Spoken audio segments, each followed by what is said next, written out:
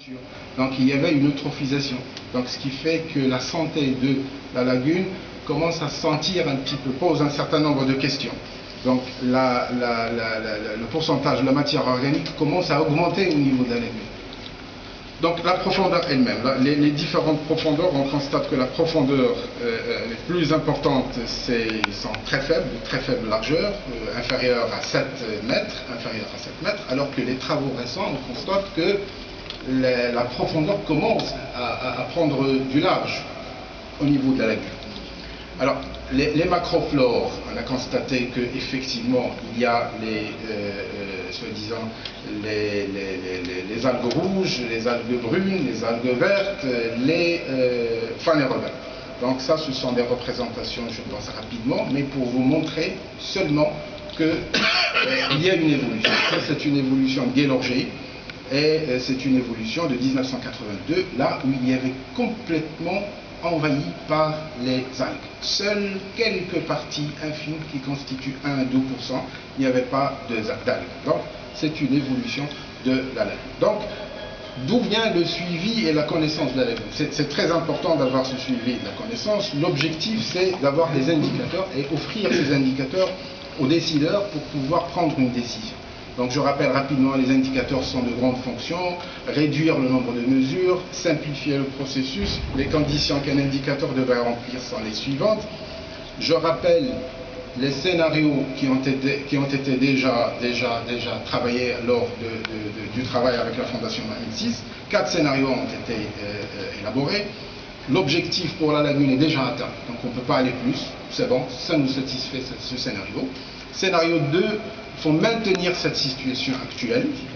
Scénario 3, c'est augmenter un petit peu les conditions de milieu, un petit peu. Et puis, scénario 4, non, on veut un site exemplaire entre guillemets, à définir.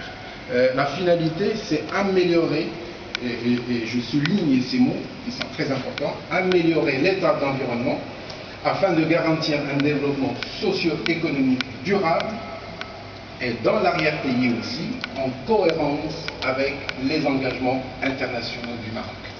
Alors les indicateurs de performance que nous avons trouvés, c'est la qualité de la masse d'eau, les indicateurs socio-économiques, les respects des classements de l'ANSAR, la biodiversité en général, les sédiments, l'hydrodynamisme et les autres, l'urbanisme, le raccordement, etc.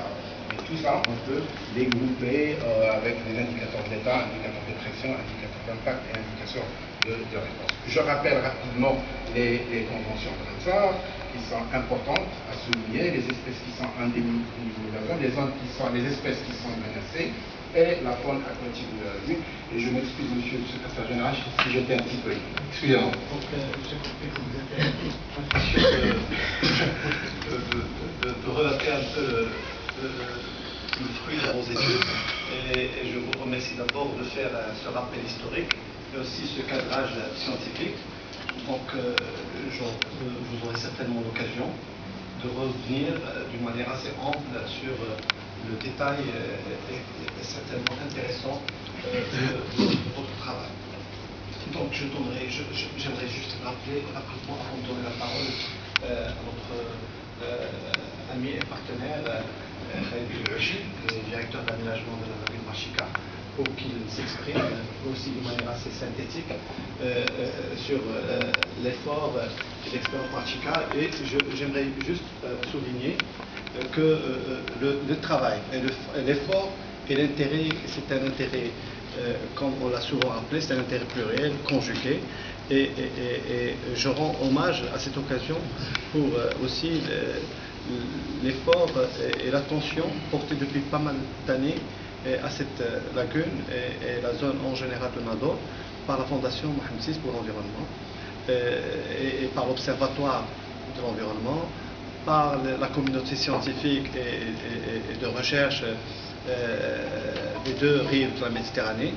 Et aussi, j'aimerais bien souligner aussi le travail des responsables locaux, que ce soit les élus, l'ONEP, l'ON2E variante ONEP, pour le travail qui a été fait assez intéressant, et aussi la direction régionale de l'environnement, la direction régionale, les services régionaux du ministère de l'Environnement qui font un travail assez intéressant et qu'ils nous accompagnent durant toute l'année à travers un certain nombre d'actions et de séminaires qui ponctuent l'année, toute l'année, et que vous savez que juste en marge de votre visite, certainement vous allez croiser d'autres intervenants, d'autres chercheurs. C'est que cette semaine, ça va être ponctué, va être charretté par un certain nombre d'actions.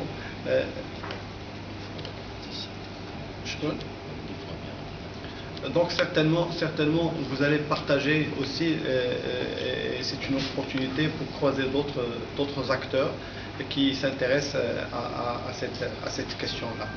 Donc sans plus tarder, je donnerai la parole à votre ami Khalid Belouchi, le directeur développement de l'agence Marchika.